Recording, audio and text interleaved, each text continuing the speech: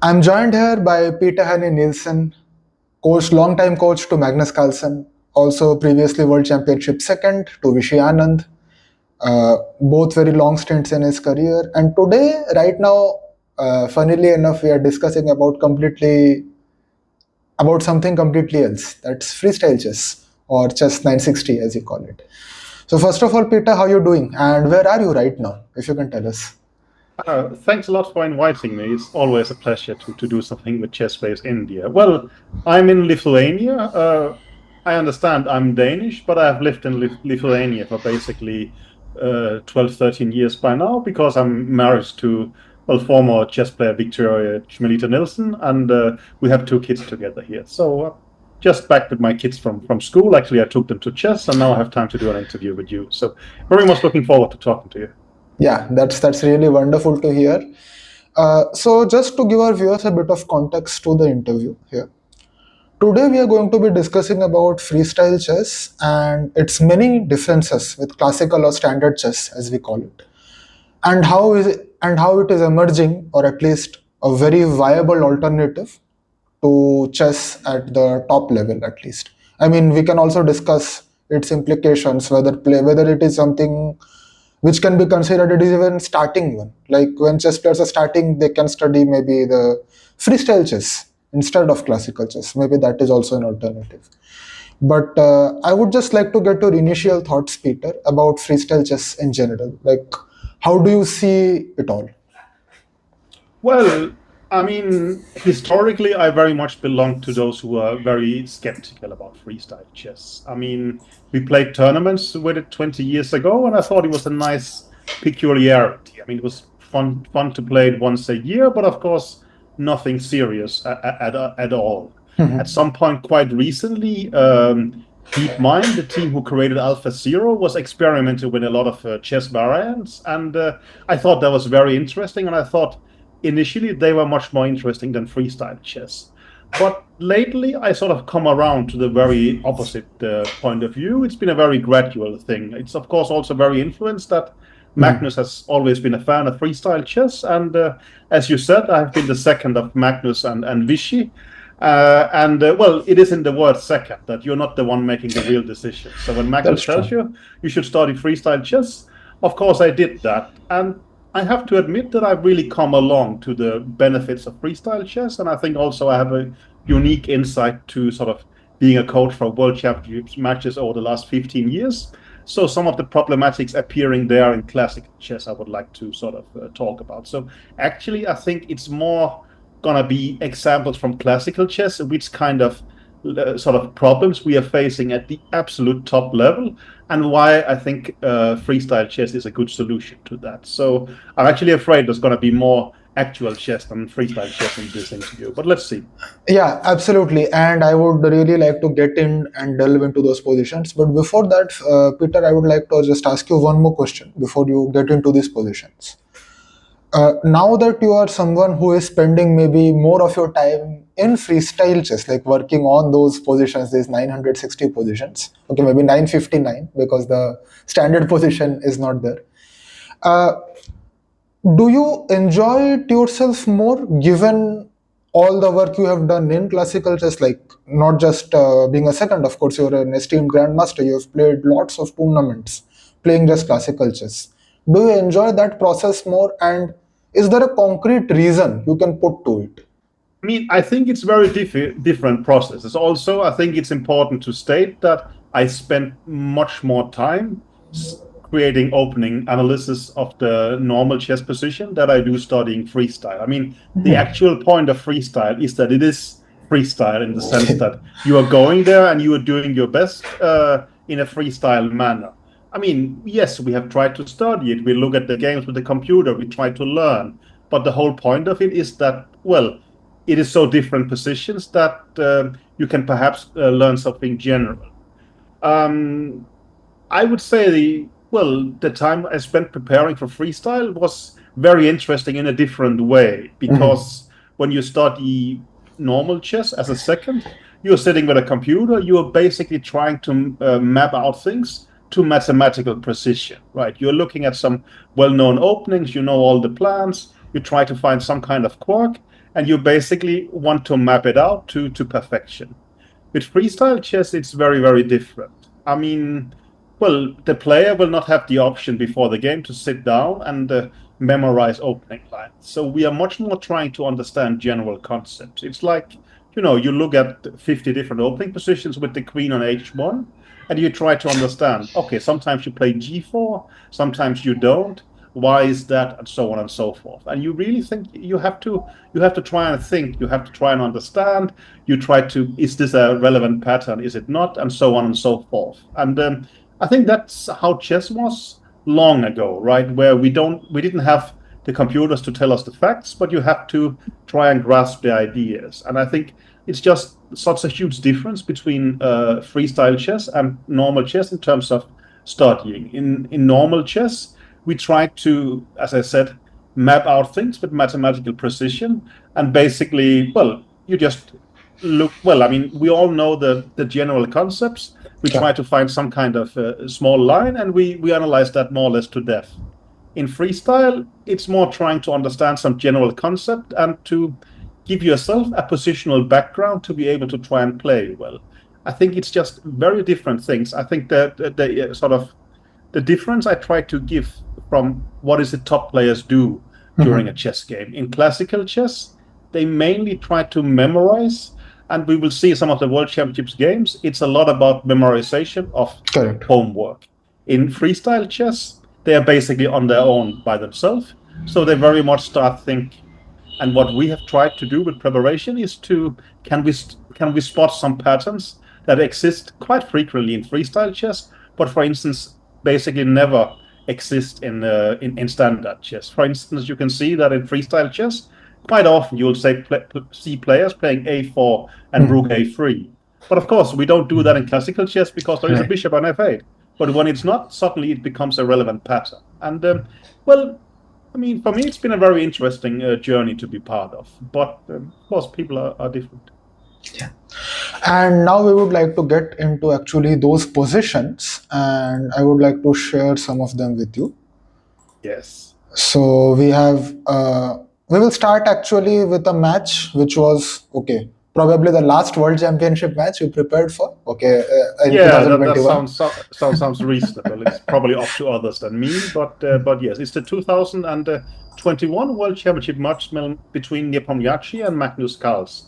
Correct. And probably by now the match is remembered for Magnus winning a blowout victory, but that is because we know what happened later. Actually, the match was extremely tense for 5.5 games, right? So only later Magnus won by 4 points. But I wanted to sort of, well, tell you what actually happens during a World Championship match and why I find it quite uncharming in a way. So this is game number 3. Right. Correct. And this is game 3, and I think Magnus had the black pieces. Magnus had the black pieces, and in this match they played a lot of anti-martial. So this is their second anti-martial in the match. Right. And this is all pretty standard theory, of course. It's very standard. So b5, bishop b3, castling. The idea is if c3, you go d5. So a4 is sort of the popular move. In the first game, Nepo played h3, but this was just like a one-game teaser. a4 was his real preparation. And in this game, Magnus played bishop b7. And, well, basically you can show the first 15 moves has been played before, and is to quite some extent the top line of the computer. But actually, the first 20 moves is just preparation. I mean, it might not look familiar and such, but I'm sure both players were not thinking at this point. They were trying to remember what is it we have prepared and what is it the seconds has told me. So this position, I think, is the final one we have in our notes, or rather, well, we didn't have Nepomniachtchi's next move here.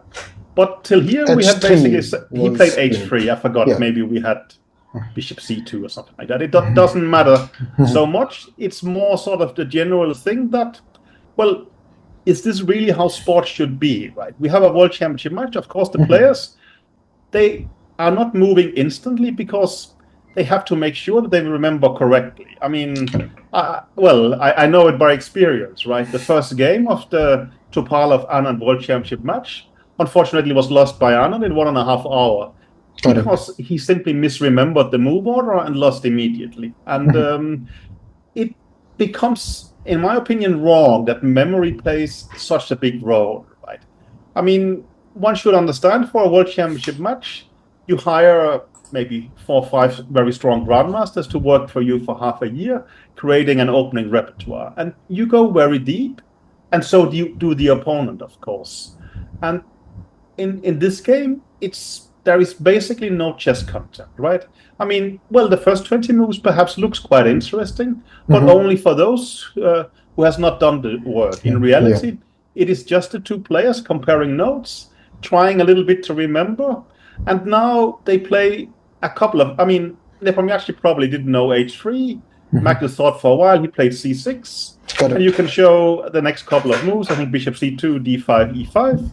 And they are basically now swapping down to a drawn ending.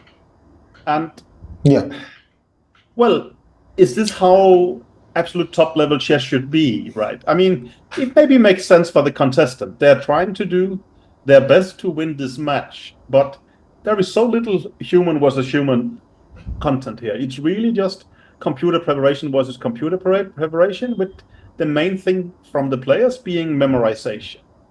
But of course, you could argue, sure, we got a nice draw with the black pieces. Now let's try something with the white pieces. But let's show the next white game to sort of have that context. Yeah, so now we move on to game 4. And this here, of course, Magnus has the white pieces, and we will delve into that. He plays e4. In the previous game, he plays d4. Predicting how Magnus is going to open in World Championship matches is difficult, which is a good thing. It's difficult for his second, but I think at some point Magnus said that if I'm surprising to my second, most likely I'm also surprising to my opponent. Right? So that's true. But Nepo, he plays the Petrov. And the remarkable thing is that he plays the Petrov. He played that in the candidates. He played it in tournaments. We knew he was going to play the Petrov. So you have 4 strong professionals, or, well, reasonably strong. I mean, at least it's the second that Magnus has chosen for the match. We studied the Petrov for, several months. We have a completely known target. And the only thing we can come up with is this. So that is also a bit sad. And I think it shows that it's quite difficult to sort of invent things. But let's go on with the game. Yeah, queen b3, queen d7, and now knight c3. Takes And an F. I mean, this is a pretty common line. It's been played quite often. So we take there, go queen b5. Now the queen goes back. We play a4. Well, the idea is we don't mind an ending, but we want to improve our pawn structure. Correct. But Nepo actually obliged, and he plays a5.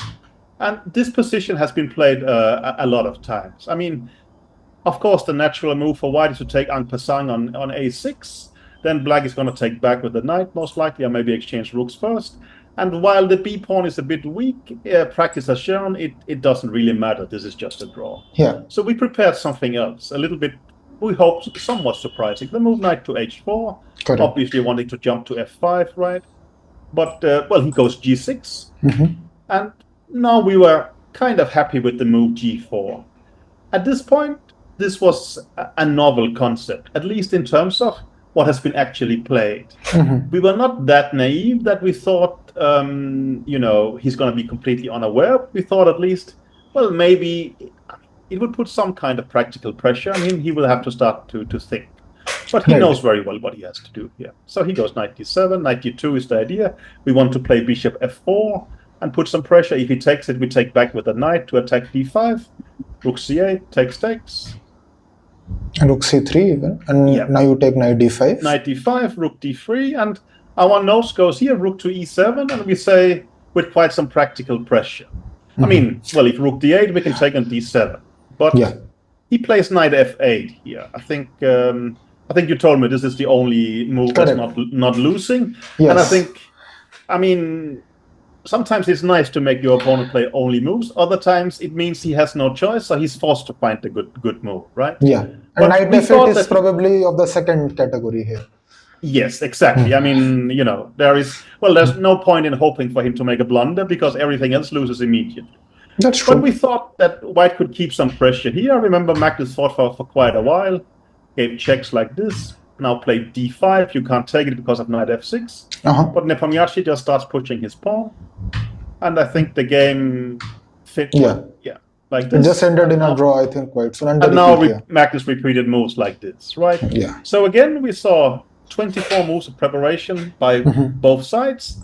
A very small moment, 2-3 moves, where the players had to think. And then it was basically a draw. At least from the player perspective, it strikes me as very unsatisfactory. For spectators, I don't know. Maybe they believe that they play these genius moves by themselves, and it's all fine. Of course, this is perhaps just what we have to live with. But for us, of course, it's a pretty bad situation in the terms of, it sounds arrogant, but we came with the expectation that Magnus was the clearly better player, and I think the match proved that. So, that is my opinion. People can disagree, but that is at least what we based our tactics on. Yeah. So we want to create a human versus human battle. In the beginning, you could see we tried to do it, but still keeping some quality. But that seemed to fail completely. So we thought, okay, we simply desperately need to do something that ends up with, we want to have a human versus human contest, and we had to try and figure out a tactic to do that. But before that, I think I will just show an old game of Anand, if I may. I'm sorry, it's going to be a pretty painful moment for Indian history, but to be fair, you had so many good ones since that I hope you can live with it, right? Yeah. We can live with it. Also, it was a very interesting match. This is, if I'm not mistaken, Anand's first World Championship match. Well, yes, it was, right? When did he play Shirov? Shirov was later. Shirov was later, right? So this was the first one, and this was in '95. Yes, and it was against Kasparov in PCA cycle, most likely, right? But, yes. At least historically considered a world championship match by sort of full merits. Correct. And this is game 10 of the match. It's game 10. The reason I want to show the game is basically for 1 point only. Well, this was Vishy who told me about it, but the quote is attributed to Kasparov. And I think it's based on this game. Kasparov said that in a world championship match, a solid opening will only hold up for 3 games.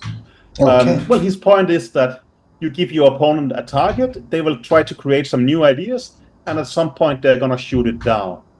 I think that was good wisdom for that point. Of course, Kramnik managed with the Berlin later, but even he did it quite cleverly with deviating. My point is that nowadays, computers are so strong that solid openings will hold up forever. As you saw, Nepomniachtchi is basically saying out loud, I will play this thing against the Catalan, I will play my Petrov, there's nothing you can do about it, and he's right. And it's just a draw. It's just a draw, and the point is, it's not a particularly complicated draw. He basically has to remember his line. Of course, you can try one trick here, one trick there. Actually, Pragnananda did a very beautiful idea against him in the candidates, and Nepomniachtchi could not remember, and Prag was close to winning. But generally, this is the problem. But it was very different in '95. So Kasparov Vishy was very successful with the open Spanish in the first couple of games, but finally Kasparov managed to narrow into a target. So knight c5, c3, d4, knight g5. Now Vishy takes on c3. Nowadays computers has mapped out queen g5 to a fourth draw, but let's leave that aside. So he took on c3, takes back, I guess. No, takes on e6, sorry. And then takes back. Yeah, and queen to d3. Queen d3. Yes. This, of course, both teams has studied a lot, and I think they have played it once earlier in the match. Now Kasparov comes up with a brilliant idea, but of course, brilliant for being 1995. Nowadays, you put it in a computer, and you can put it in Stockfish, you can put it in whatever you want. It doesn't matter. It's not about that it needs some time. It points it out immediately. Here, you should play bishop c2, he takes c3, knight b3, and sacrifice a rook. So, even this pleasure of discovering such on our own is not possible anymore. It's not a matter of seconds, it's just there immediately. But it was a great discovery at the time. So he took back, I forgot, knight and he doesn't take the rook, I guess. And if you take the rook, there is some kind of win. I'm too old and weak to tell you which one, thinking on my own. But I think now the game continued with Queen G4, right? And now he takes Queen A1. Exactly. But now Bishop E6. Bishop E6. What is the game? Rook D8 and Bishop here, H6. I mean, this is perhaps the first time computer preparation has some effect in a World Championship match, because Kasparov said that, well, actually, the free or whatever suggested they move Bishop H6 to it. But of course, at that point, we were not at the stage where we would necessarily trust them. But of course, having a computer saying that it's a good move helps. Now, again, it just says Bishop H6, game over, and that's it. I mean, Vishy fights on for a bit. But my general point is that at that point, you could still come up with very positive, good ideas for white and be quite successful at even in World Championship matches. Nowadays, again, it could be my level of incompetence, but I cannot remember when we did it or when somebody did it as well, to be honest. I think now, was it Queen G6 and Bishop F6, and white has a winning ending. I mean, Vishy fought on a bit, but I think... I think this should be left for Kasparov fans, not for Chess Base India. This is is it that lost ending, right? Yeah, it's just completely lost here. Exactly. It was Rook C1, F4, King F2, and it's a bad position, but with a pawn down, right? That's not going to work. So I mean, here you saw Kasparov actually came up with a brilliant concept and shut down the defensive forces of black. So probably this move, Bishop H6, was what Vishy missed in his preparation. I would think so, yes. I mean, I was his second for 10 years, but it's like, you don't ask him, what did you miss here? It's bad memories. It's like also, I visited Ben Larsen many times, but I didn't ask him. So can you tell me a bit about the Fischer match, right? I mean, there is some things you don't talk about. Correct, yeah. So I don't know, but I think, brilliant preparation for Kasparov. I spoke once with Dvoretsky. He said he spoke with Anand before the match, and he said, you're probably going to lose a game in the opening, but don't worry, you have other skills. And it's actually very good coaching advice. I mean, you expect it to happen. You, of course, try to avoid it. But when it happens, you say, okay, that was the day, and, now I will try and outplay him in the next game. No reason to panic. And, Vishy did quite well, and then, of course, at some point it went sour.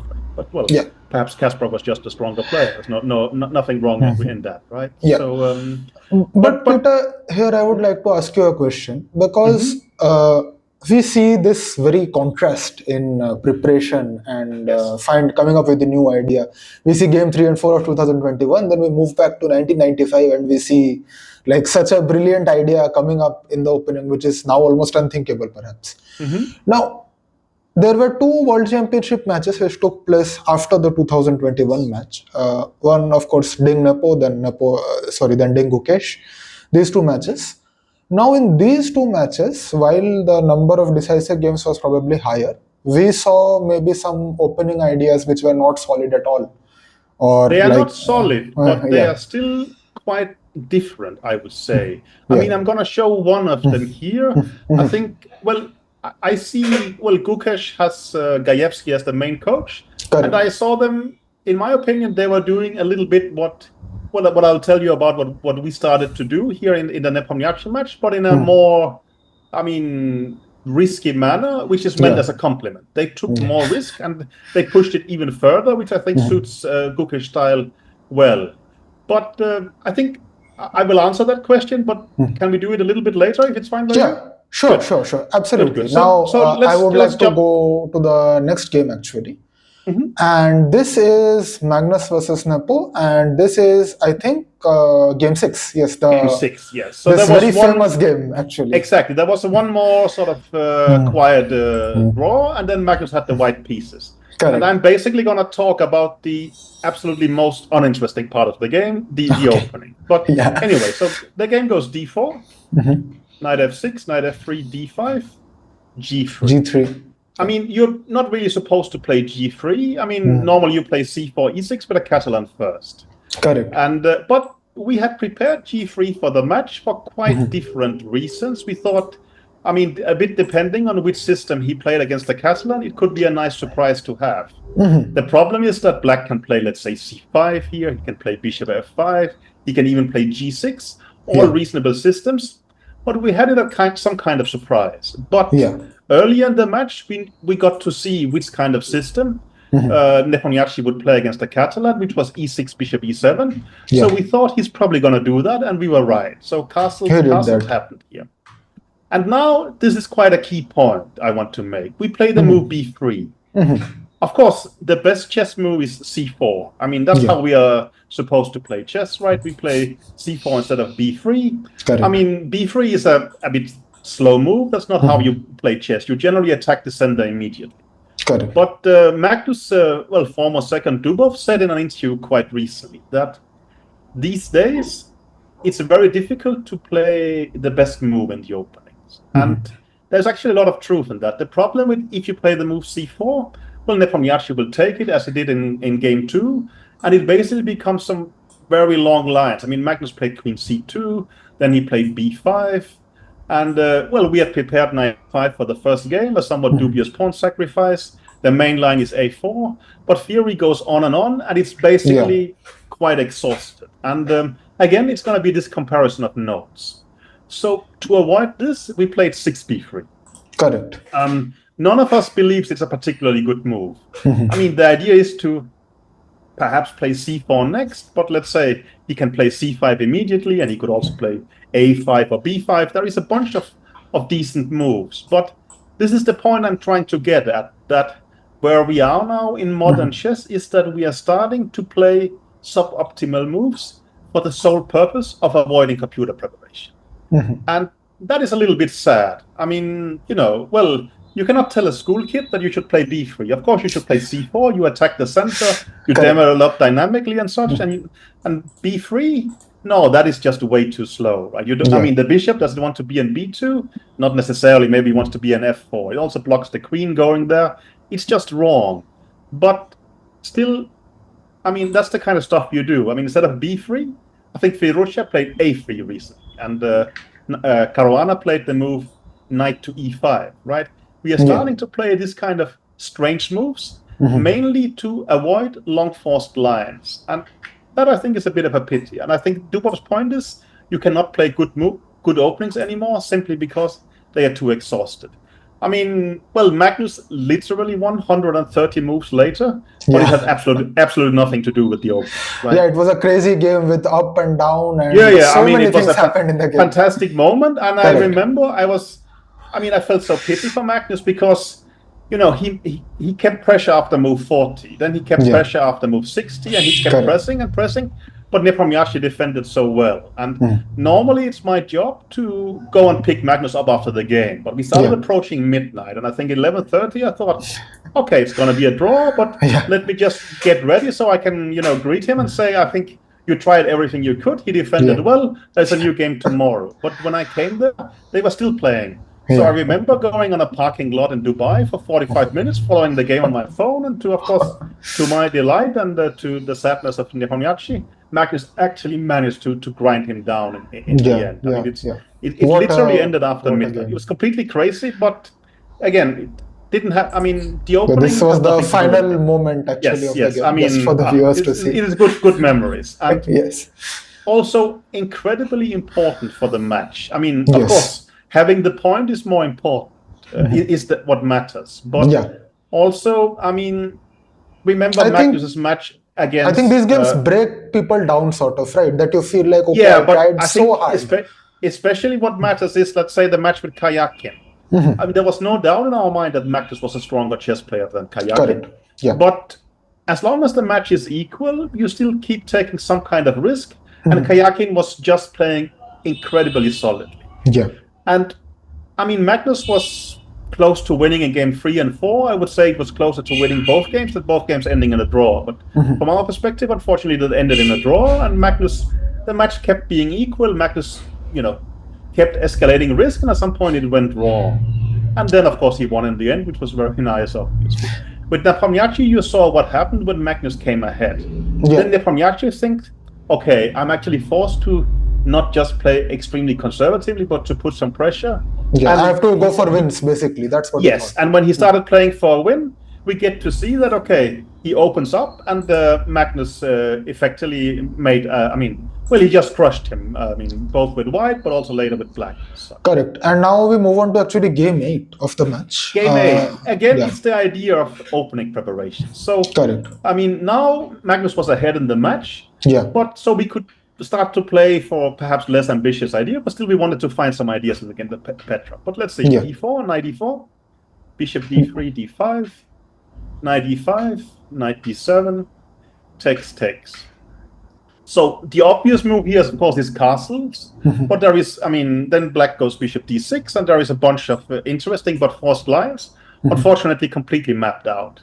Yeah. So instead of castling, we came up with this stupid move, knight to d2.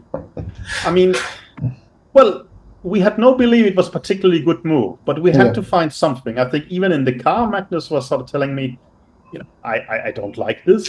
I should just make a draw, and I didn't say anything because it's also tough for a second, right? If you tell him, no, play it, and he gets busted, it's not going to be good. That's true. So, it's also not how we are taught chess, right? You castle, you attack the center with c4, you put it on c3. Even, I think in this position, he took on d2. I think you could play f5, which is quite a reasonable move. It's not clear who is better. Yeah, f5, you go knight f3, you jump to e5, but black can play queen f6 and do long castling, and it's a very interesting position. Very sharp position. Very sharp, and here we thought at least, we know what happens. Hopefully he doesn't.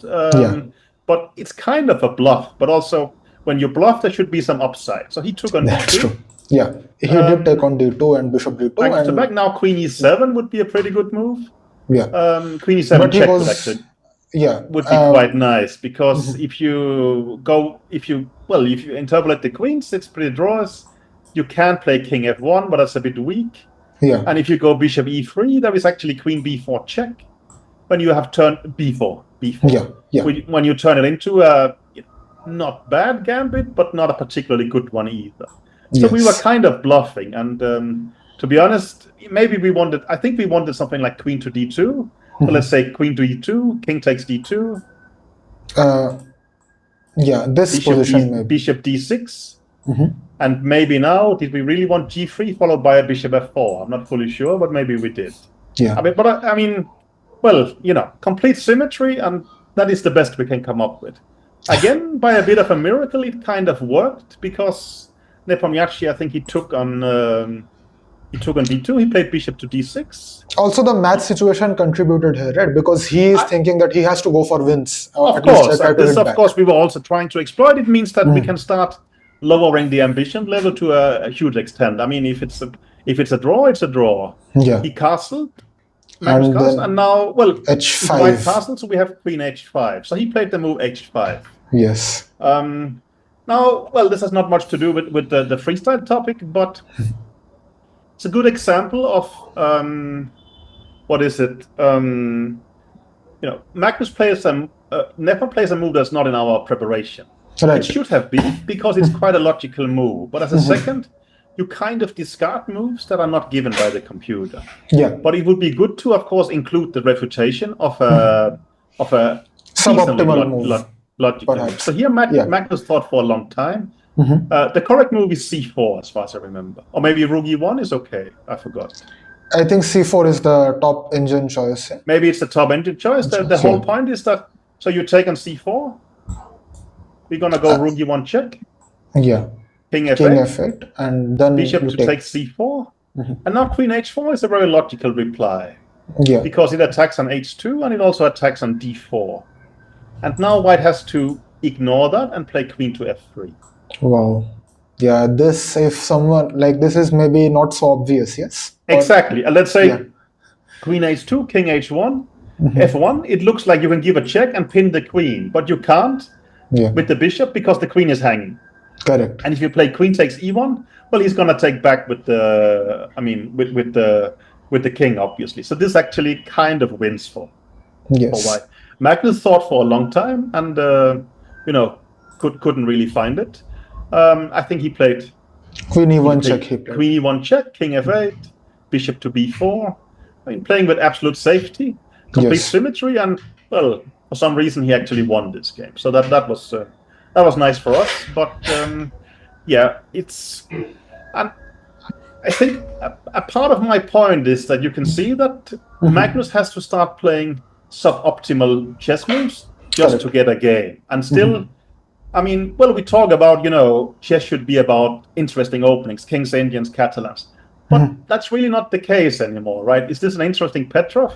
Not at all. Was the previous one an interesting Catalan? It was an interesting game, but it didn't have much to do with the Catalan, to be honest. Yeah, like all the interesting things are sort of like how do I say, decisive moments happen long after the opening and maybe nothing to They do are with the happening opening. long after the opening, and Yeah. in essence, what we are trying to do is to force chess into actually being freestyle. Because if we are just playing chess the regular way by sound principles, by trying to play the best move in the openings, so will the opponent, and we are both going to walk down trodden paths. Yeah. You asked about what happened in the next World Championship matches. I think the Correct. next one is a great example of that. Yeah, this is we are now going into the match between Ding and Nepo in 2023. So I think lots and lots of decisive games in this match, very topsy-turvy. Was an interesting match from a sporting perspective. Again, Yeah. you can argue about the quality, but I mean, Ding is getting. I don't think Ding is getting enough credit as a sports person. I mean, it was, of course, he didn't play well. He played, much below what he used to play 5 years ago in his matches. But Correct. winning this much was an incredible performance by him, in my opinion. Yeah, But- and this is I don't remember which forgot game. the This is game. game two. This is game two Yes. actually. So Ding had, half a year to prepare for the first World Championship match of his life. Yeah. Which big idea is he going to come up with, right? I mean, And he comes is it up going to be with the Catalan? Is it going this, to be No, it's going to be H3. Yes.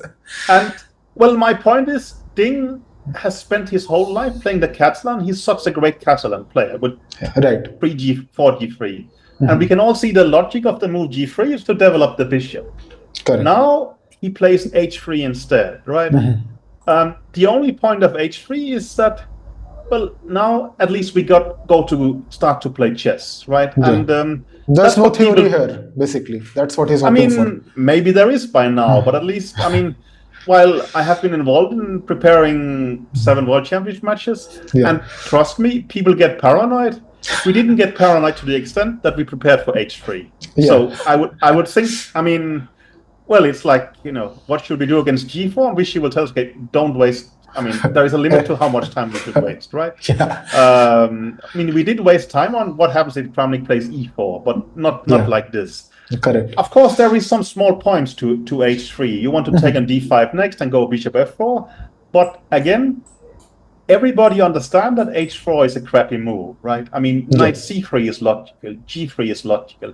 Maybe Bishop G5 is logical. You can even make a case for taking on D5. But Yes. playing H3 is just trying to make regular chess into freestyle chess, because we are trying. The only reason he does it is that he knows if Knight C3 happens, he's going to go C5, we're going to get the semi-towers, it's going to be long lines, I have no clue what to do. Yeah. If I play G3, he's going to do like with Magnus, play his classical Catalan, and it's all going to be theory, and I don't have any ideas there. So he's going to play a move like H3. And, well, again, we have this idea, we should play classical chess because we want the best players to play the best openings we have known for centuries. But they don't do that. When, at the top of the career, Ding cannot play the Catalan because he thinks it's just going to be theory against theory. He's actually playing a move like H3. Next example is a bit similar, I would say, right? Yeah, and now we move on to this very recent game between Fabi and Oderbek and Singfield Cup, actually. And here also we have sort of a similar situation where after D4, D5, Knight F3, Knight F6, C3 as not the best I cannot option. make too much fun of it because, to be honest, we have also prepared it for a World Championship match at some point. I forgot which one, but we made some files about C3. Again, by any kind of classical understanding of chess, you play C4, you challenge the center, black has to defend, and that is very logical, right? C4, you can play C6, you can play E6, you can even take it if you feel like it. Yes. But that's how we are brought up with. But if you play the move like C3, well, you're playing a defensive move, right? What is the point of C3? That's not how. White is supposed to fight for the initiative. Black is supposed to defend. See, I mean, someone told me on Twitter when I made fun of it, or rather made the point, is that, well, c3 is a normal move. It's like playing Caro-Kann or it's playing the Slav. But that's the whole point. That is black openings. I remember in my youth, I was playing a strong Russian Grandmaster, and I played a system with an extra tempo as white that was played by black. And I told him, this I play with black, now I have an extra tempo, I should be better. And he said, no, you are playing a defense with a tempo extra. You are still slightly worse. And I see. That was a new thing to me. Of course, white is not slightly worse here, but basically we are reducing Caruana to playing just some kind of random move to play chess. I mean, he can't even play the move bishop f4, which he would like to, because even after the London system, well, black starts playing c5 and queen b6, and it becomes very forced, right? Yeah. So also, there's a lot of theory here as well. Of course, exactly. So that's why he plays c3. But I mean, Caruana is a natural attacking player. He would really like to, play principled chess and attack, but he can't all the time, and that strikes me as then it makes more sense to mix up the pieces than to actually look at a fantastic player like Caruana playing a move like c3, in my opinion. Correct. Yeah, and this is the entire point which you're trying to make also, Peter, that players are forced to sometimes choose moves which are not the best to force something. Like to force that is very much Dubov's point, right? That we cannot start playing the best moves because the best moves are generally mapped out, right? I mean, well, sadly, that is perhaps a reality. Of course, you can find a small nuance here and there, but generally speaking, not. I mean, you can see Magnus in his World Championship matches. He said, I'm going to play the Marshal, do your worst. No one came close. Nepo has upheld the Petrov and the Catalan without any kind of problems. And we all end up trying to do strange things like this. And I think there the point is, well, if you play freestyle, you can start try to find the best moves, because you're not going to, I mean, what people are afraid of is, they are afraid of this ghost of computer preparation in the background. And this you completely get rid of. And at the same time, you can start looking for the best moves immediately. So that is the balance, I would say. And we actually have one freestyle chess game in our files. And just after seeing all these classical games and maybe different opening ideas or lack thereof, now we'll see. Even I get a headache looking at this position, right? I mean, what is this? It looks ugly, of course. But it also looks interesting in a way, right? I mean, there is a weak pawn on b7. Most likely, it doesn't matter at all. But I think for the players, it's quite interesting to try and look at this position. And also, I mean, there is people on Twitter who thinks I know the theory in all positions. I have absolutely no idea what is a good move in this position. I've even forgotten what Magnus plays, so you better tell me before I say something embarrassing. I would guess moves like d4 and c4. d4, yes. d4, it looks quite reasonable. It's I mean, it only develops the queen, but I guess perhaps it stops the move c5. I mean, quite often you would like to try and avoid symmetry. So and now Magnus picks knight b3 actually. I mean, this I think is quite a good move. Well, you would like to play c4 instead, but maybe black can just take it and play f6 because the bishop isn't going to get activated, right? Sometimes you don't take back but sacrifice, but oh no, that was apparent. I mean, you can see I don't understand this game, but maybe knight b6 would kick it back. I'm not fully sure. So going back to the main move, knight b3. Plays knight b3, which is a nice move because some points you will jump to c5, and also you stop your opponent from playing c5. So I forgot what came at it. f6, f6. Knight c5, knight d6.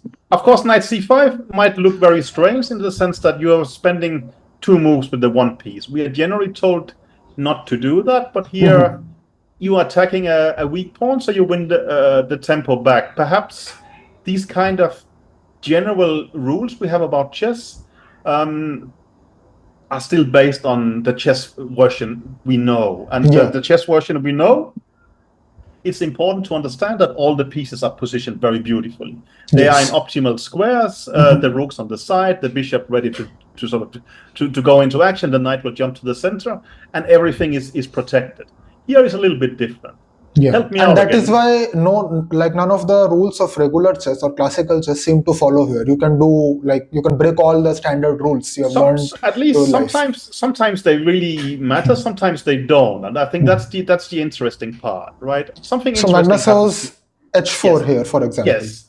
That again, computers likes it. I mean, you want to put the bishop on h2, but also you want to grab some space on the king side. Correct. I mean, maybe you will castle short later, maybe you won't. I mean, Yeah. well, also here, maybe the rook can even come to h3. It's quite a strong move, but also something that takes a little bit of courage to play because, I mean, in normal chess, we all know the patterns. We have a very good idea of what is right and wrong. Yeah. Here we really don't, right? So let's see. And What did he do? He played a5, a5. bishop It's an h2. interesting idea. It has a very. I mean, he wants to expel the knight, but if you play b6 first, you're just going to play the knight to a6, trapping the bishop on b8. Correct. I mean, I say trapping the bishop on b8 like I won material.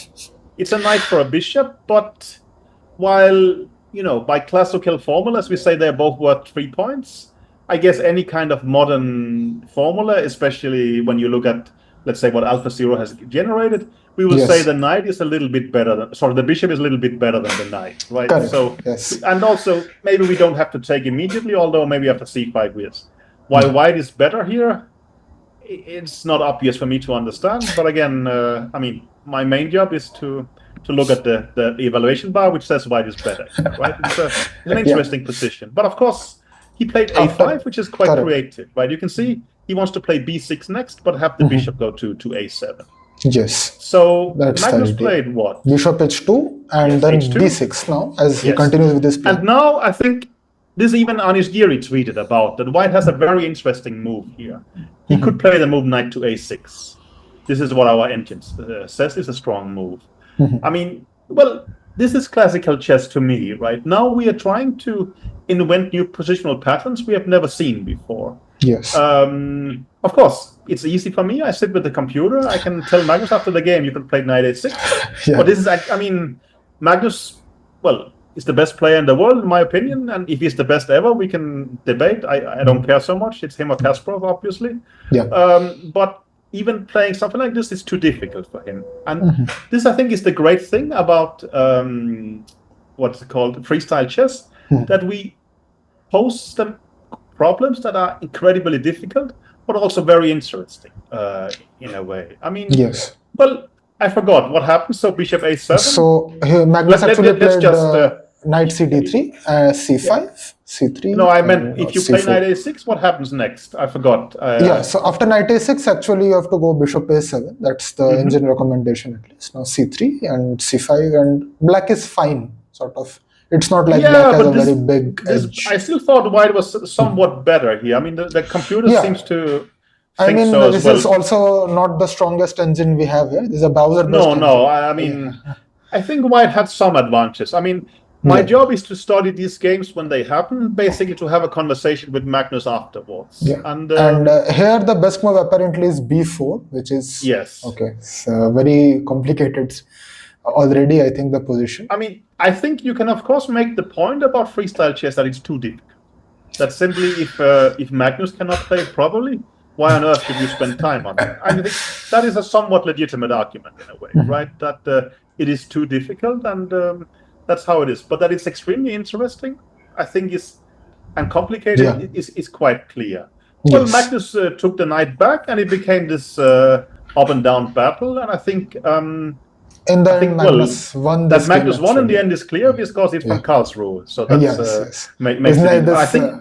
This 9 out of 10 performance, right? I think actually this was the last game of the tournament. Yes, right? Yes. This was the final round where he. I mean, I remember. He had to win. I was. I was at a holiday trip with my wife and kids. I was following this game actually on the playground with my kids. But I mean, I was very nervous because while of course he has won the tournament, but it felt so much like a once-in-a-lifetime achievement that I would be very happy for myself as a coach, but of course more for Magnus, that this is it's a cool thing to have on your CV. But it also felt that, I mean, this is at least what Magnus' point had been about freestyle chess, that Mhm. it favors the stronger player. And Yeah. that is generally a good thing in sport. Of course, the weaker player should have some chances. But like World Championship matches, you could see that it becomes difficult for Magnus to show how good a player he thinks he is. Yes. Well, at Karlsruhe, of course, he got too much. I mean, he cannot make 9 out of 9 anytime. Yeah. But just that you do it once in your life, I Mhm. think that's only really possible in freestyle to a certain extent. I mean, I understand Gukic had an amazing Olympiad, and that will of course also happen. But I think generally here you could see Magnus would manage to outplay his opponents, not so much, well, not at all, of course, because of opening preparation, but for being able to play it. I haven't updated my statistics, but I think someone said that in this kind of classical format, his score is around 14 and a half or 15 with white. That's an absurd score. Yeah. But But it's insane, simply right? that To you start with the white pieces, you have to put your opponent under quite some pressure. They cannot Mhm. rely on known patterns. They have to think onto themselves. And there, very often, they get outplayed by Magnus, right? And that has basically been his point that, well, this is a way to make it man against man and not second against second. And, well, perhaps it's not very complimentary to me, but he doesn't want to have it just as a battle against seconds. And I fully agree. It shouldn't be like that, right? So this is more or less his point about freestyle. I Yeah. have made most of my points, but I think you have a couple of questions, if I remember correctly, right? Yeah, for sure. I have a few questions for you actually, and this was also a learning experience for me. While I am Me, not the strongest player or anything, but I can really appreciate the point that, yeah. I mean, like, what's the difference, at least at the I can very top? understand that people don't like it, and neither did I for a while, but at least I want to make the argument what I find fascinating and also which kind of problems we try to solve. Of course, you can always argue that, well, the medicine is much stronger than the disease, and that is a Yeah. fair argument, right? Yeah. So there are a couple of variants, of course, which have come out. I think the first I heard of, at least, there are many. Of course, you can play like anti-chess or bug house or anything, but okay, these are Mhm. not serious alternatives. I think the first serious alternative I heard was no castling chess, which was proposed Yes. by Kramnik.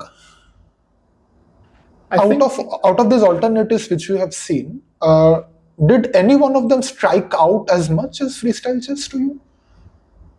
not really, and I was a bit disappointed by that. I mean, I know Hasabis a little bit, the sort of the founder and CEO of DeepMind. I Yeah. mean, I know him because I'm the strongest chess player he's beaten. So it's not perhaps Okay. that honorable, but still, it's more for me. It's very nice to know a genius and Nobel Prize winner like him, right? Yeah. And I mean, we spoke a bit about these variants, and I, for instance, had quite some hopes that no stalemate could be a good idea.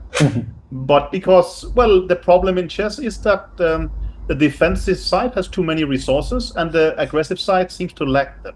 So let's remove some defensive resources and keep them to the attacker. Let's remove stalemate.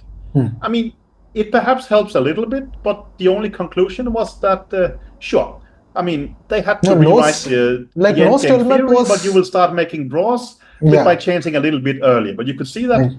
we will all play the same openings. I mean, it's still going to be the Berlin and so on and so forth. Correct. Basically, the game seems to be absolutely the same. And Yes. then they tried even more aggressive things, like, for instance, this idea that you can capture your own pieces. It's Yes. actually quite a nice idea. Uh, Disappointed, I've never thought about it, but it's a great idea.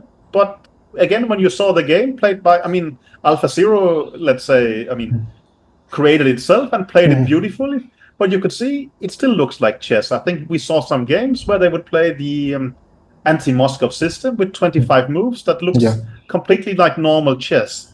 So the problem to me, based on these conclusions, is that unless you do something extremely drastic, like having pawns move sideways, but if you remove en passant, if you allow it to capture your pieces yourself, unfortunately, it's not enough. This sort of the importance of the pieces being in the position we know seems to be overwhelming. And that's basically what I came around to, that, okay, unfortunately, Magnus was right and it was not me. You need, I mean, as soon as you start messing with the starting position of the pieces, the game seems to become quite different. But if you remove stalemate, if you remove, if you can take your own pieces, Yeah. it helps. It seems to be the same. it's true that this idea of no castling, it made quite a difference, but in my opinion, it's not enough, maybe, perhaps. No, and also, well, it made the game more boring, to be honest. It became pretty slow, was my impression. I mean, well, they would do artificial castling and stuff like this, but generally, it didn't seem to be very fascinating, in my opinion. I mean, well, you lack this kind of dynamics that you would like to have in a chess game. Simply, it slows down. I think also, I mean, maybe 20 years ago, I discussed with Turetsky, the famous Russian coach from Moscow, right, who said that theory is becoming too much. His idea was to let's invert a pawn move in the beginning. So he said let's add a3 and a6. The problem is that they are very good defensive moves. I mean, a6 is actually a very useful move. A3 much less. So I mean, again, imagine e4, e5, knight f3, knight c6. There's no Spanish. In the Italian, perhaps, a7, a6 is very useful. You can play bishop a7 and so on and so forth. And let's say you can't play Queen's Gambit anymore because you will just take it, and you will play b5 next, being protected by the pawn from a6. So that doesn't really work either. So none of these variants that, I mean, my hope really was with this DeepMind experiments, let's discover some kind of chess that feels extremely like the one we have played for centuries, but helps the aggressor. Actually, unfortunately, we only came up with the idea later, but I think Aronian has a very interesting idea.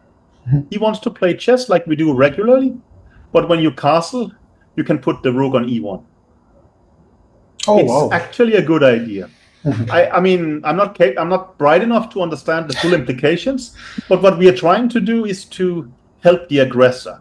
And this actually would be quite useful because then you can castle with rook e1 and suddenly you build your initiative. I mean, for a start, you can forget about the Berlin and stuff like this, right? Correct, yes. I mean, well, that's one of the things we would like to do. I mean, Aronian even wants to make it more aggressively. He basically says that when you rotate the rook and the king, you can put it on h1 and on g1 and so on and so forth. That is too much for me, but just castling with rook e1, and of course castling with rook e8 and long castling, so on and so forth, would make some difference. I mean, don't get me wrong, I would really love to keep chess intact the way we do, but I would like it to be not this memorization battle, and I would like to give more resources to the attacker. And that's actually just very, very difficult. If I had a good solution, I would give it to you. For me, freestyle chess seems to be rather the best solution, but of course it's not ideal. But again, most people nowadays seem to think that the problem doesn't exist, and well, we should just keep doing what we do, right? I think both formats perhaps can coexist as they're doing now. Of course. But that brings me to an interesting point. What do you think is the ideal time control for freestyle chess? Because the same problems about memorization and opening theory, when you reduce the amount of time, perhaps some of it at least goes away in classical chess. Thanks. It's good you reminded me of that point, because I think it's very important. It's also one of Magnus's points. He thinks that freestyle chess is especially suitable for long time controls, and the normal chess position very much is the opposite. And I think that's a very important point. I understand that the freestyle chess tournament in Las Vegas lowered the time control. I don't know if that was to suit the American audience or number of days or whatever. I much prefer playing it as with the classical time control. I mean, that's the whole point, that we are giving the players so difficult problems that we should actually give them time to solve it. I mean, if we only give them 10 minutes for a freestyle game, they're just going to be guessing randomly. They have no clue. I mean, I think, well, if we play it with short time control, it's just going to be time scrambles. And the idea should especially be to play it with long time control. With the normal starting position, I believe the complete opposite. We should keep the time controls quite quicker, simply for the reason that, well, then memorization doesn't become a big problem. You can also start bluffing much more in the opening phase. Yeah. So it becomes much more about playing chess. You can, I mean, well, I shouldn't give away too many secrets, but you can check Magnus' ideas in Blitz and Rapid yourself, and they are perhaps not the best in an objective sense, but they are trying to put pressure on your opponent in a much more sporting manner, right? So yes, it's a I mean, my opinion is clearly freestyle chess. We want long time control because it's actually extremely difficult for the players. With the normal starting position, we want to have decently quick time controls because else it becomes too much memorization and we're giving too many resources to the defensive players. So it was good you reminded me of this because that's actually a key part of my argumentation. Yeah, that's completely understandable, and I feel that is sort of the direction we are maybe heading towards as well. To Longer some time extent, yes, I agree. yeah, Yeah.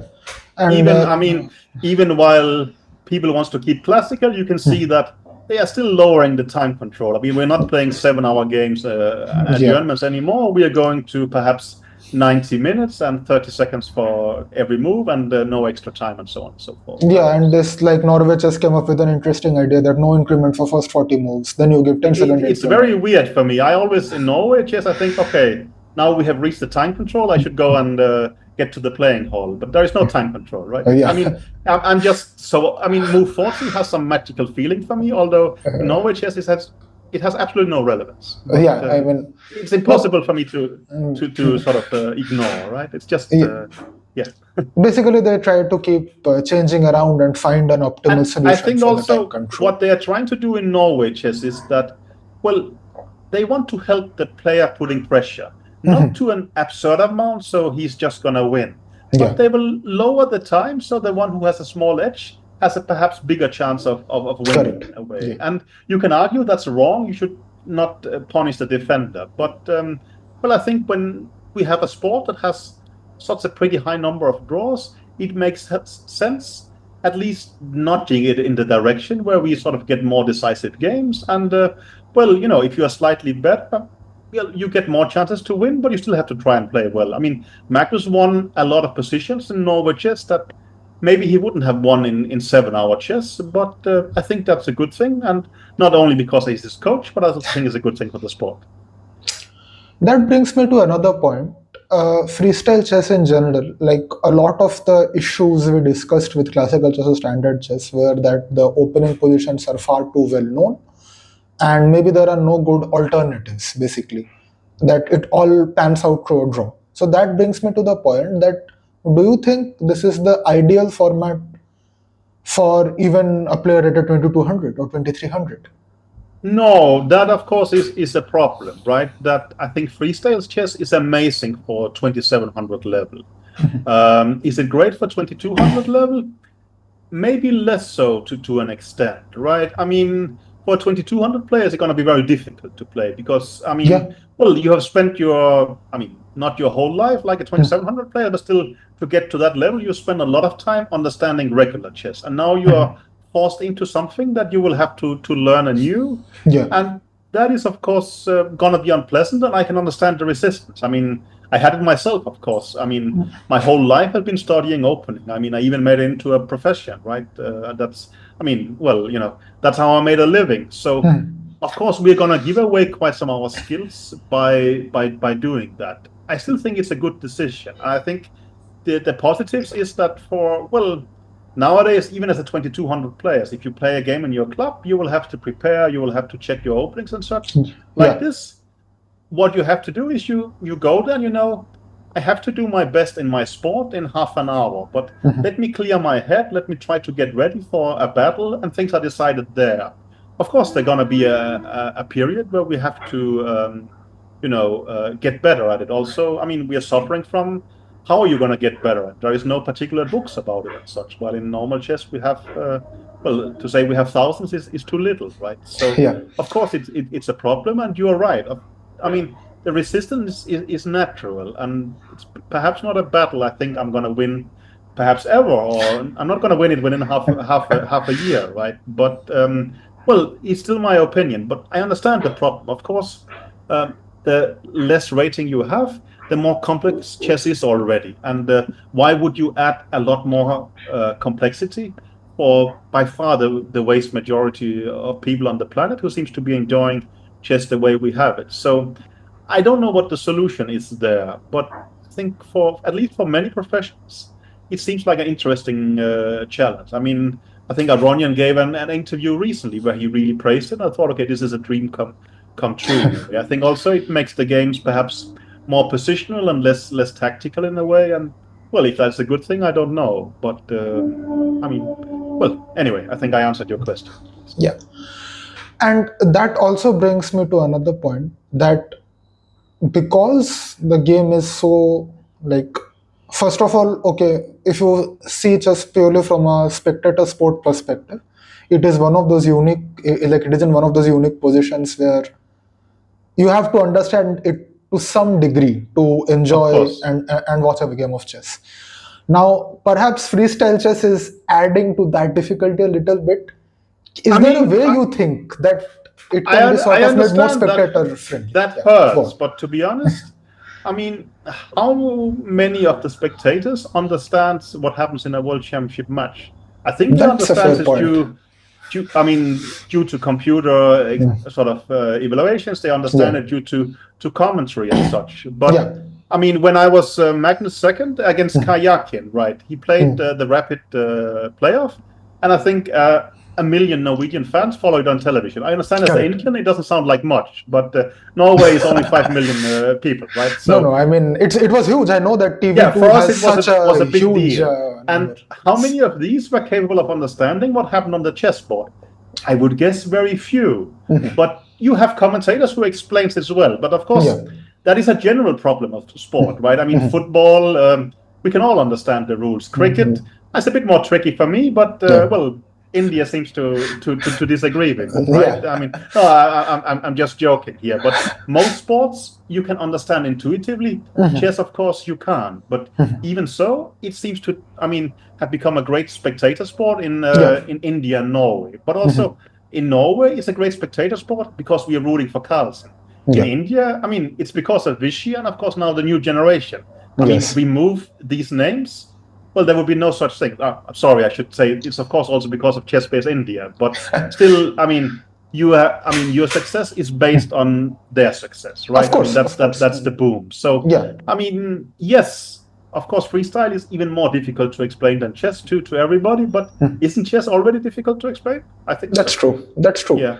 And perhaps the focus should more be on trying to make the commentary more entertaining, trying to build up these stories, like which are the things which attract normal people to chess in the first place. Every sport is artificial in its own way, right? We follow it because we care who wins, and well, then we get to understand it. But if you don't root for somebody, it becomes a little bit difficult, right? So, I mean, no, I understand freestyle is more difficult, but I think, well, I mean, that is a problem of chess already, right? We are not football. We are not the sport that is incredibly, I mean, it takes, you know, it's so easy to understand. To understand it on a big level, I mean, a world championship match where someone thinks for half an hour.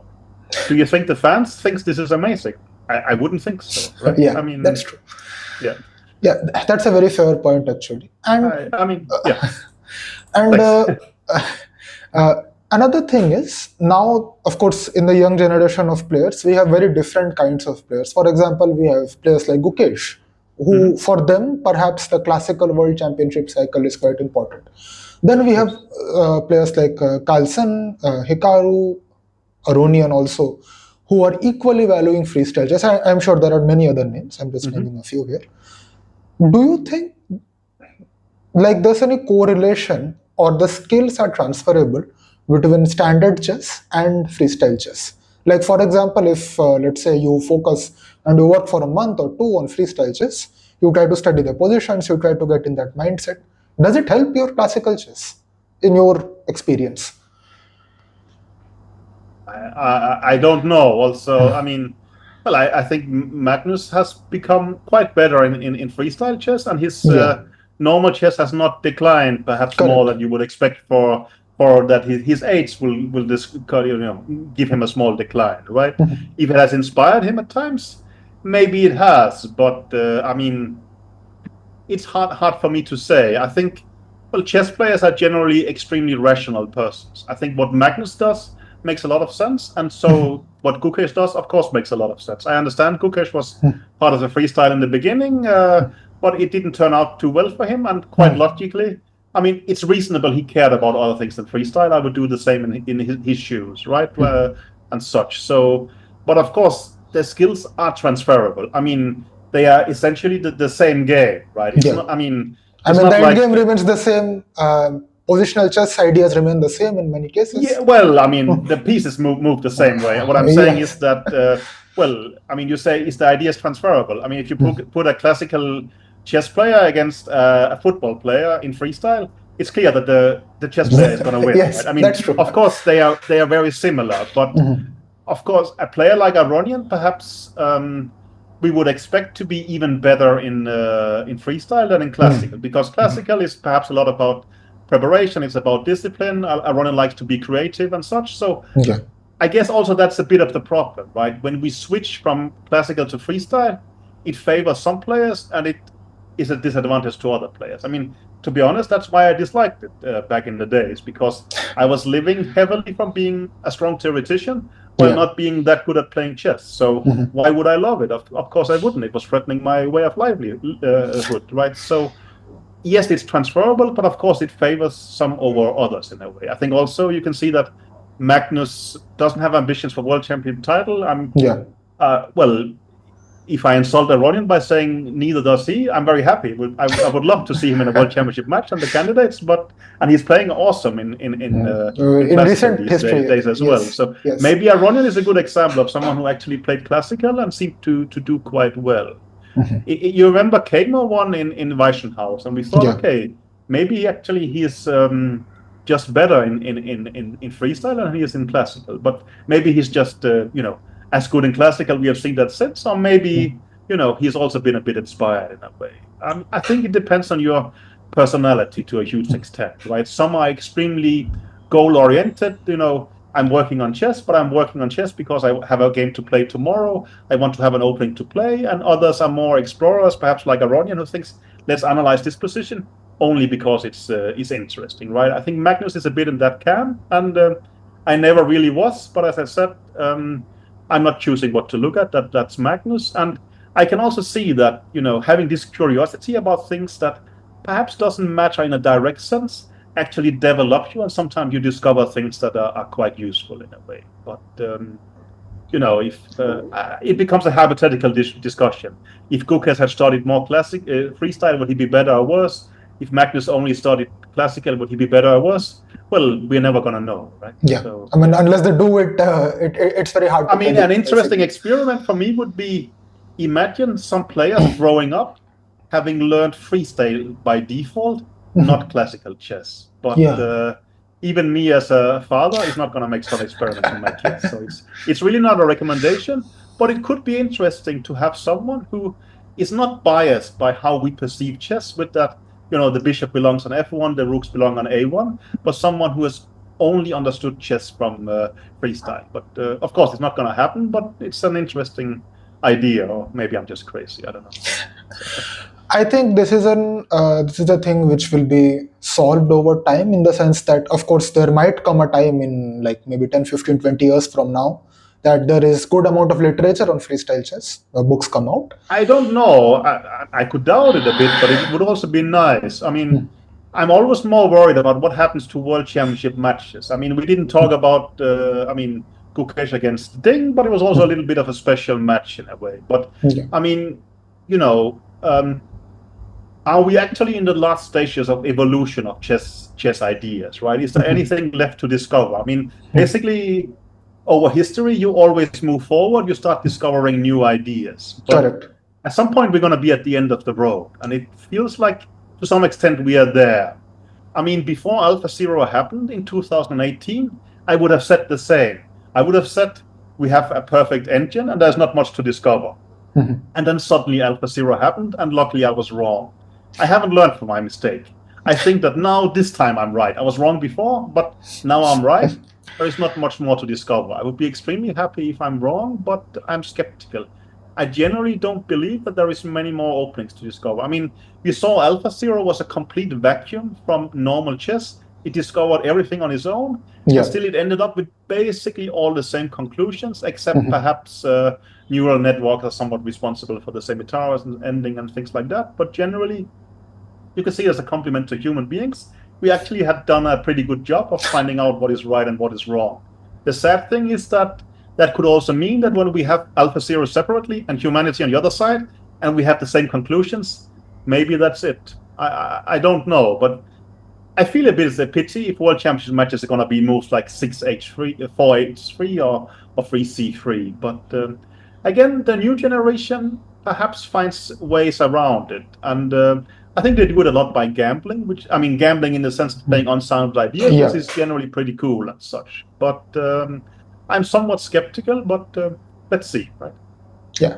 And I would like to close out the interview with a question, which is I know that you are someone who also enjoys Go and Shogi. And I've seen some of your Twitter posts there. Maybe you're not as strong as chess over there. Like, That what would you is say for sure. your elo rating in? In Shogi, I might be around 1900, I would guess, right? I have the sort of, there is this kind of system with called Dan titles, and I think I'm qualified for third Dan, but by European standards, not by Japanese standards. If I was in Japan, I would be a very weak player. They are basically on a completely different planet. But in Shogi, I can play quite decently, and I've studied quite some books, despite most of them being in Japanese, so I can just see the moves, but I have no idea what they write about. And of course, you have engines and such. And there's opening theory there as well. Like, there is a huge amount of opening theory. Earlier, they basically had the same development as chess, only somewhat slower, in the sense that it's a mathematically much more complicated game, which meant, even when I started playing like 15 years ago, the computers were just way too weak. They were basically laughed at. But then basically the same thing happened as in chess. They got somewhat better, and then when AlphaZero happens, suddenly AlphaZero also did Shogi, and suddenly they had this engine who was much better. And it basically now they have rewritten all kind of openings with a lot of interesting things. They even have middle games positions where the first move player that in chess would be white starts triangulating their king just to put the opponent in Zugzwang, so on and so forth. It's things that felt completely impossible, they started discovering. But Shogi has an advantage over chess, that in chess, generally, the longer the game goes after the opening phase, the middle games, it becomes more clarified, because in chess, an exchange generally clarifies the situation. In Shogi, it's different. If you take a piece, the opponent gets it and you can put it back in. So exchanges makes it more complicated. That, of course, is an advantage. You asked me about Go. My level, for 1 year I was doing Go puzzles daily, but my level is like, if I see a game between strong players, I don't know who has won the game. So I can see some of them has resigned, but I cannot tell you why. It's just way too difficult for me. Shogi is a king hunting game. Go is a game of territory, which is extremely interesting. And of course, Go was hurt or got hit much more by computers, right? In chess, we had this gradual thing where computers got stronger and stronger, and we got used to it. In Go, it jumped from 2200 to 3000 or something. It went from being laughed by professionals to actually beating the best professional in the world. There's a very interesting movie about it, and it's fascinating, but it's quite different games. But I think the point I wanted to make was that Shogi has the advantage that exchanges makes the game more complicated. Go is even better in terms of a game, as well, the player who moves first gets a minus of 7.5 points when the game is over. So there can be no draws. One player is going to win by minimum 0.5 point. And try and imagine that, right? In chess, you have this huge drawing zone where there's like 5 moves from each that nothing really matters. Imagine that in Go, right? We are playing for 0.02 in a stockfish evaluation, and this is life and death, right? Imagine how sharp this must be. No, that I have to admit, I simply envy them. It must be fascinating having this kind of tense situation where it's just on such a thin balance, and it's going to be a win or a loss. In chess, it's typically going to be a win or a draw, right? But here, no, it's really black and white in that sense. But I tried to understand it, but it's way too difficult for me, unfortunately. It's actually interesting to hear this different perspectives, because these are board games which are in many senses very similar to chess. Just to finish off, I think in a technical sense you can argue they are better games because they're more complicated. But why is chess the popular game? I think that's what you said before. Chess is this perfect mix, right? It's very complicated, but it's still possible to play and to understand. And Correct. that is the beautiful thing about it, right? And I understand. I mean, I get the point. Freestyle is much more difficult to understand because we have to learn it afresh. My argument is that it's also a pity that, yes, we can understand chess, but it's getting too drawy and too strange at top level, and we're going to fade out in the wrong direction. But of course, this is the big advantage of chess, that it's so complicated, but it's also quite understandable. And of course, classical chess is easier to understand than freestyle because we are building on hundreds of years of tradition, while in freestyle, Yes. I'm telling you, try and learn this from the beginning. This bishop on g1 is pretty good, right? Of course, it's an uphill challenge, but sometimes you have to care about the problems, in due time, not when it's completely desperate situation. And I don't think we're in a desperate situation. I mean, to complement both Gukesh Pragnananda and Erigaisi for a start, I mean, they actually managed to play very interesting games, even in classical chess. So, I mean, we are not dead, but I think it could make sense to perhaps make some adjustments over time. Thank you so much, Peter, for your time. Thanks Thank you for listening to me. It's always a pleasure to visit Chess India. It is always a pleasure for sure listening to you as well. Thank you for breaking it down all together and sharing your viewpoint so many different examples. Where will you see you next, Peter? Perhaps what's your next chess trip coming up? I was about to say, has it been announced yet? But yeah, Magnus is playing in St. Louis, and Yes, it is announced yet. It is announced already. Okay. Yes, it's announced already. So I've known I was going there for some time, but now you know it as well. I think it's going to be this clutch chess form, right? Yes.